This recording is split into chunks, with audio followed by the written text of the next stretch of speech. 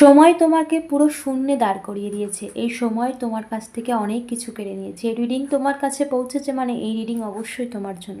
তাই অবশ্যই energy claim করবে, ইউনিভার্সকে ধন্যবাদ জানাবে, চ্যানেলটাকে সাবস্ক্রাইব করতে ভুলো না।